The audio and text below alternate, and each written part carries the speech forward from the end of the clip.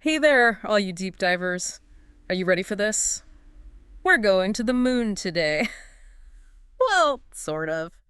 We're tackling a conspiracy theory that just won't quit. The moon landing hoax. Interesting. I know some of you out there probably think you already know everything about this topic, but Right. we've got a ton of sources, Oh, wow. articles and images, and even some declassified I documents love that kind of stuff. that we're going to dive into. It should be a lot of fun. And who knows, you might even learn something new. I think a lot of people are going to be surprised by what we found. What's really fascinating to me is the human element Oh, yeah, for sure. behind these theories. Mm-hmm. Why do they persist? Hmm. Even with so much evidence that proves them wrong. Hmm. What is it about the moon landing that makes people question it even after all these years? Yeah, it's kind of wild. So today, we're going to do our best to separate fact from fiction. Sounds good. We'll look at the evidence that people used to prove the moon landing was fake, Uh, and then we'll break it all down and see if it holds up. we'll dig into not just the claims themselves, but also try to understand the psychology behind them. Right, like why do people believe this stuff in the first place? Exactly. Awesome. So let's jump right in.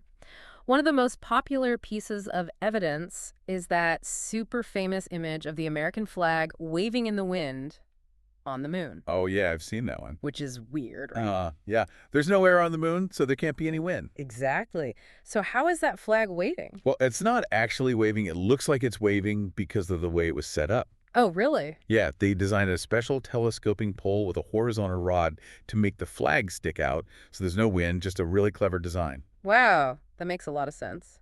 Okay, but what about those pictures that don't have any stars in the background? Oh, yes, the missing stars. Space should be full of stars, right? It should be. But it all comes down to, well, how cameras work. Have you ever tried to take a picture of the stars in a city at night? Yeah, I think so. Well, if the city lights are really bright, you probably can't see the stars in the photo, right? Oh, yeah, that's right. It's because your camera's focused on the brighter things. The same thing happened on the moon. The surface of the moon was super bright because of the sun, so the cameras couldn't pick up the stars in the background. So basically, it's like when I try to take a picture of a sunset, but all I get is a big orange blob. Exactly. It's about how much light the camera can capture. But I get why people think it's strange. It's not what we'd expect to see in a picture from space. Yeah, for sure. So we've talked about the flag and the stars, but some people say that the photos from the moon have other problems too, like the shadows. Oh, right. I've heard about that. Some people say the shadows in the Apollo pictures go in different directions, which would mean there had to be multiple light sources, like in a studio. I see what they're saying. Yeah. But remember, the moon isn't flat. There are craters and hills and all sorts of bumps and dicks. Yeah, it's pretty rough terrain. So when the sun shines on these uneven surfaces, the shadows can look really weird.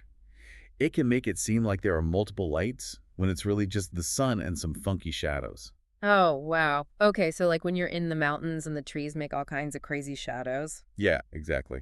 But, okay, even if the shadows are explainable, some people say that the technology in the 1960s just wasn't good enough to get to the moon. I mean, think about it. Computers back then were huge and not very powerful. Right, like those old clunky computers that took up a whole room. Exactly. Like, how could they have possibly gotten to the moon with that? Well, it is true that the technology was a lot less advanced than what we have now. Yeah. But those engineers and scientists were seriously brilliant people. They came up with a lot of very creative solutions to overcome those limitations. So they basically found ways to do more with less. Yeah, I guess you could say that. And they were also really careful about how they planned everything. For example, you know about the Van Allen radiation belts, right? Oh, yeah, those are the zones of super intense radiation around the Earth, Yeah. right? And going through them can be really dangerous. Yeah, how did they deal with that back then? They planned the mission so the spacecraft would go through the belts really fast, which meant that the astronauts were only exposed to the radiation for a short amount of time. So it was a quick dash through a danger zone. Pretty much. And the spacecraft was designed to help protect them, too. Like Yeah. shielding to help block the radiation. So they didn't ignore the danger, they just found ways to make it less risky. Exactly. Pretty smart. But there's one more theory that's even crazier. Some people believe that Stanley Kubrick, the guy who directed 2001, A Space Odyssey, Oh, that's a classic. was hired to fake the whole moon landing. Like, they think it was all done on a movie set. Wow. That's quite a theory. I know, right? But it makes a little bit of sense, I guess. 2001 had those amazing special effects, Right. and it came out just a year before the moon landing. Interesting. But, I mean, faking a whole space program is kind of different from making a movie. Oh, absolutely. I mean, think about it. It would have been a massive undertaking. Yeah, thousands of people would have had to be involved. It seems impossible to keep that many people quiet. Plus, wouldn't the Soviets have said something? Yeah, that's a really good point. They were in a big competition with the U.S. to get to space. They would have loved to expose a hoax like that. It would have been huge for them. Definitely. They had their own tracking stations and scientists who were watching the Apollo missions very closely. Really? Like they were spying on us. Haha, basically. But they never said anything about it being fake. So their silence kind of proves it was real. Huh. That's pretty interesting. Okay, so we've talked about a bunch of those visual and technical arguments, but what about the real scientific evidence? Oh yeah, the good stuff. The things that you can't just explain away with theories, like, for example, the moon rocks. The moon rocks are really fascinating. So after a quick break, we're going to dive into that. Stay tuned, deep divers. This is where it gets really good. Okay, so before the break, we were talking about all those visual clues and technical arguments people use to try and prove that the moon landing was faked. Yeah, it can get pretty confusing. Right, but now things are about to get really exciting Haha, I love this part. because we're going to talk about the actual hard proof. Yes, the scientific evidence. Exactly. And one of the biggest pieces of evidence are those famous moon rocks. Oh yeah, those are amazing. Hundreds of pounds of rocks brought back from the moon by the Apollo astronauts. It's pretty mind-blowing, isn't it? It really is. So these weren't just regular Earth rocks that they took with them and pretended they found on the moon, right? No, not at all. How do we know that? Scientists have studied them very, very carefully, Oh, wow. and they all agree that these rocks are definitely not from Earth. So what's so special about these moon rocks? What makes them different from the rocks we have here? Well, for one thing, they have this really cool feature. They show that they've been exposed to a lot of radiation. Radiation from space. Oh, wow. Which makes sense, right? Because they've been sitting on the moon for a really long time with no atmosphere to protect them. So, like, they've got a cosmic suntan. Haha, basically. And there's something else, too. Tiny little impacts from micrometeoroids. Micro what? Micrometeoroids. Tiny, tiny space rocks that zoom around and hit things.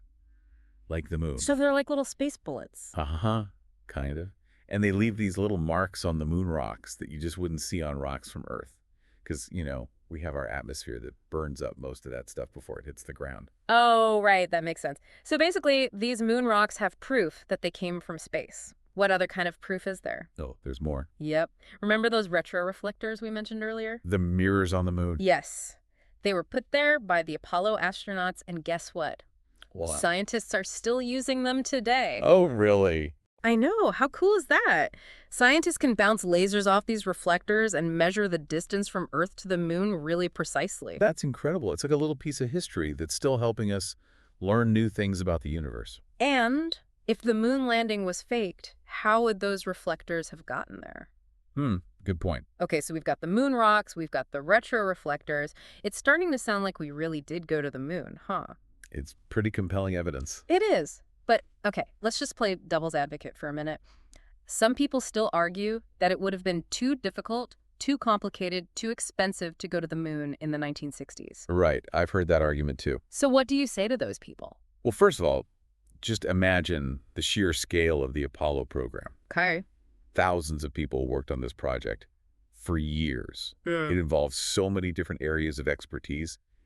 Engineering, science, mathematics, you name it. Yeah, it was a massive effort. And it wasn't just a secret project hidden away somewhere. Right. People all over the world were following it. There were independent observers, tracking stations, even regular people with telescopes could see the rockets launching. Wow, yeah, it's true. So if it was all a big fake, it would mean that thousands of people managed to keep this huge secret for decades. Yeah, that doesn't seem very likely. Not really, does it? So when you look at all the evidence, the moon rocks, the reflectors, the sheer complexity of the project, it seems pretty clear that we really did go to the moon. But even with all that evidence, why are there still people who believe it was a hoax? That is a great question, and it's something we'll dive into after a quick break. Stay with us, deep divers, because things are about to get even more interesting. Okay, deep divers, welcome back. So we've spent a lot of time talking about the moon landing, all the Yeah. evidence, the Oh, it's some pretty theories. wild stuff. It really is. But now I kind of want to talk about the bigger picture, Oh, yeah, I like where you're going with this. Like, why do people believe this stuff? Hmm? If there's so much proof that we went to the moon, Right. why do these theories stick around? That's the question, isn't it? It's Yeah. really fascinating to me. We've come so far since 1969. Oh, absolutely. And back then, the idea of going to the moon, Right. it was almost like science fiction. Yeah, like something out of a movie. Exactly. And I think for some people, it just seemed too unbelievable to be true. It's like the truth was just too big to handle. Uh-huh. Yeah, maybe. Plus, the world was a pretty crazy place back then. Oh, for sure. The Cold War, all that tension. Right. And people were starting to question authority more. Yeah. Maybe the moon landing was just another thing to be skeptical about. That makes a lot of sense. And you know what else? Right. There's just something kind of exciting about a good conspiracy theory. Uh-huh. Oh, yeah. And it's like, oh, mystery to solve. Right. You want to figure out what really happened. Exactly. And sometimes it just feels good to think that you know something that other people don't. I know what you mean. It's like Yeah. you're in the know. You have this secret knowledge. Exactly. It's like a secret club. Uh-huh. Yeah. But, the problem is that sometimes Mm. those theories can take on a life of their own. Sure. People get so caught up in the story Right. that they start to ignore the facts. Which is what's kind of happened with the moon landing, right? Yeah, I think so. There's so much evidence that shows it was real, There really is. but people choose to believe the theories instead. So maybe this whole deep dive wasn't just about the moon landing, Oh, interesting. What do you mean? Maybe it's about how we think about information in general. Yeah, I like that. Like, how do we know what's true and what's not? That's a great question. Especially these days Great. when there's so much information out there. Absolutely. I think it's more important now than ever to be really good at critical thinking, Oh, yeah, totally. to really question what you read and hear, and to be open to changing your mind if you see evidence that contradicts what you believe. So basically, keep asking questions, never stop learning. That's what deep diving is all about, right? That's a great way to put it. Awesome. Well, that's it for today, deep divers. We've learned a lot about the moon landing. Oh, yeah. We've busted some myths. Right. And we've hopefully challenged you to think a little bit deeper about the world around you. Keep exploring. Yes. Keep questioning. Hey, being curious. And we'll see you next time for another deep dive.